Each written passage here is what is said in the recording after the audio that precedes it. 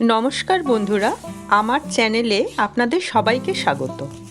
शीश पालंगेर चच्चड़ी बानानोर जोन्नो एखाने आमरा निये नियेछि 500 ग्राम शीश पालंग।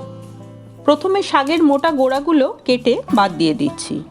तारपर नरम कचि पातागुलो बेছে निये एकसंगे एकटु बड़ो बड़ो करे केटे निচ্ছি।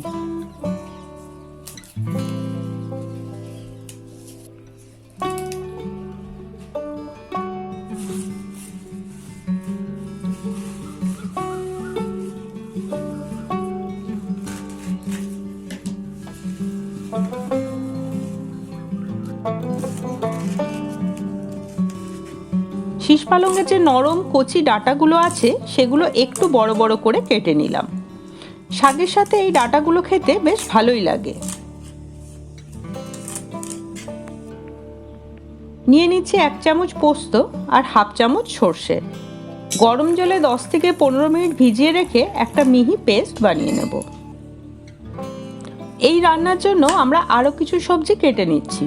এখানে আলু, বেগুন আর শিম আমরা একটু লম্বা লম্বা করে বড় টুকরোতে কেটে নেব।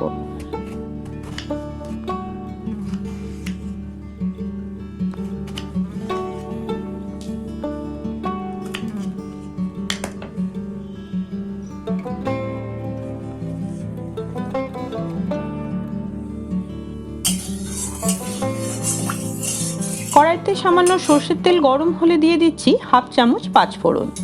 ফোড়নের সুন্দর গন্ধ বেরোলে দিয়ে দেব কেটে ধুয়ে রাখা আলুগুলো।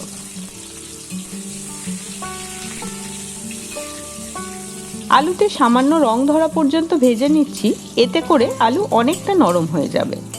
এবার একে একে দিয়ে দিচ্ছি কেটে ধুয়ে রাখা বাকি সবজিগুলো আর দিয়ে দিলাম দুটো চেরা কাঁচা লঙ্কা। সমস্ত সবজি ভালো করে ভেজে নিতে হবে।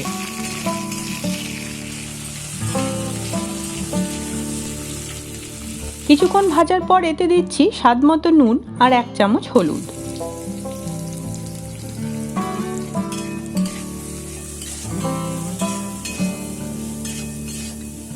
নুন হলুদ ভালো করে মিশিয়ে দিয়ে এই পর্যায়ে দিয়ে দেব আগে থেকে বানিয়ে রাখা সরষে পোস্তর বাটাটা।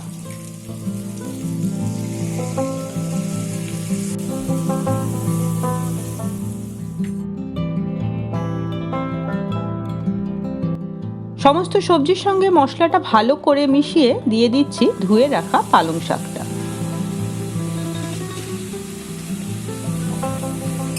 শাকটা সবকিছুর সঙ্গে ভালো করে মিশিয়ে নিতে হবে। ঢাকা দিয়ে শাকটা নরম হওয়া পর্যন্ত আমরা রান্না হতে দেব।